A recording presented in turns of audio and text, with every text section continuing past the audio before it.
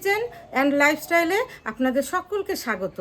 আজকে সহজ পদ্ধতিতে কিভাবে মালপোয়া বা পোহা পিঠে বানাবেন সেটা আপনাদের সঙ্গে শেয়ার করব। বন্ধুরা, মালপোয়া বা পোহা পিঠে বানানোর জন্য নিয়ে নিয়েছি একই মাপের কাপে 2 কাপ ময়দা, 1 কাপ সুজি, 1 কাপ চিনি ও সামান্য লবণ। উপকরণগুলিকে একসঙ্গে মিশিয়ে নিচ্ছি। 2 কাপ ময়দা, 1 কাপ সুজি, 1 কাপ চিনি আর স্বাদ মতো লবণ। এটাকে ভালোভাবে মিশিয়ে নিচ্ছি। আর এটা অবশ্যই হালকা গরম জল দিয়ে এই ব্যাটারটাকে তৈরি করতে হবে, তাহলে এই মালপোয়া বা পোহা পিঠেটা খুব সুন্দর বা ভালো হবে। খুব ভালো করে মিশিয়ে নিচ্ছি। উপকরণগুলি খুব সুন্দরভাবে মেশানো হয়ে গেছে। এখানে হালকা গরম জল, এটাকে হাতটা ডোবাচ্ছি, এইখানে হালকা গরম জলটা নিয়েছি।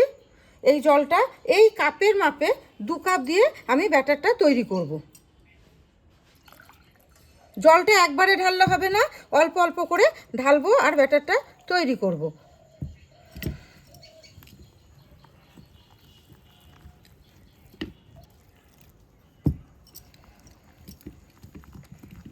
ব্যাটারটা যত ফেটাবে তত পিঠেটা সুন্দর হবে।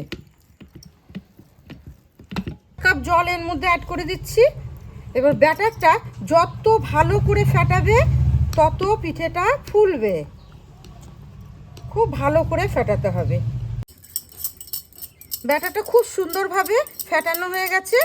এটাকে 10 মিনিট রেস্টে রাখার আগে আমি এখানে মৌরি গুঁড়ো করে রেখেছি, ভেজে গুঁড়ো করে রেখেছি।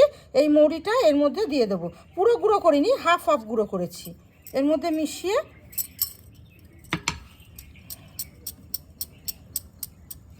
10 মিনিট রেস্টে রাখবো। মিশে গেছে ভালোভাবে মৌরিটা। এবার এই দেখুন ব্যাটারটা পুরো রেডি। মিনিটের জন্য এটা রেস্টে রাখবো। 10 মিনিট হয়ে গেছে। এই পোহা পিঠাটা ভাজার আগে আমি আরেকবার ভালো করে ফেটিয়ে নেব। যত ফেটাবে তত পিঠেটা ফুলবে ভালো। দেখুন ব্যাটারটা ঠিক এইরকম ঘনত্বের হবে।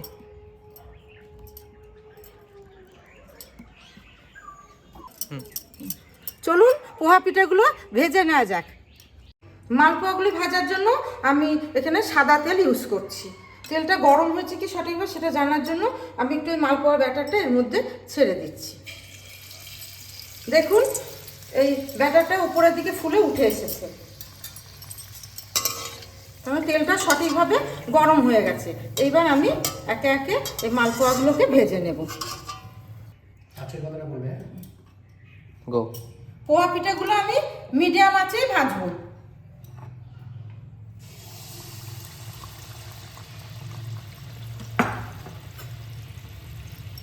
এই তেলটা উপর দিয়ে এভাবে দিতে হবে। ফুলে উঠলে আমি উল্টে দেবো। এই যে খুব সুন্দরভাবে ফুলে উঠেছে। আমি এটাকে এবার অন্য পিঠটা উল্টে নেব।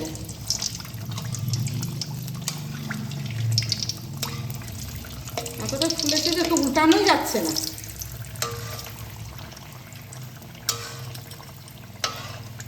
আর মিডিয়াম আঁচে ভাজছি যাতে এই পিঠাটা উপরে বেশিরভাগটা পুড়ে না যায়, ভিতর থেকে যেন সঠিকভাবে ভাজা হয়, সেই জন্য একে মিডিয়াম আঁচে ভাজছি এই পোহা পিঠেগুলি।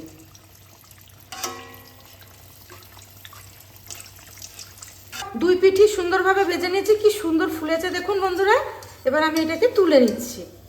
এইভাবেই আমি একে একে পোহা পিঠাগুলো সব ভেজে নেব।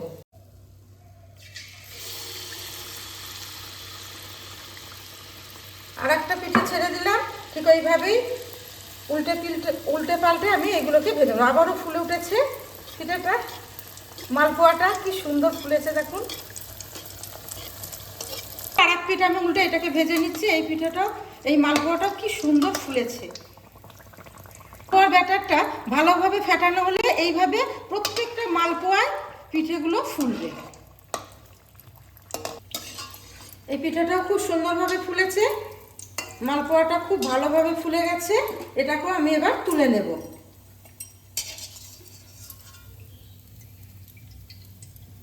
এইভাবে একে একে সব পোহা পিঠাগুলোকে আমি তেলের মধ্যে ভেজে নেব।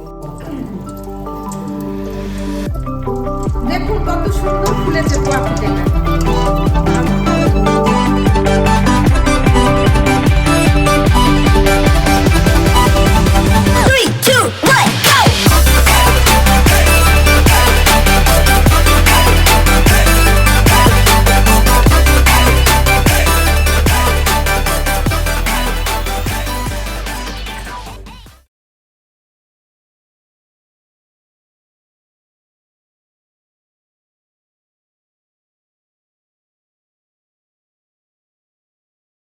দেখুন বন্ধুরা, মালপোয়াগুলো কি সুন্দর ফুলেছে।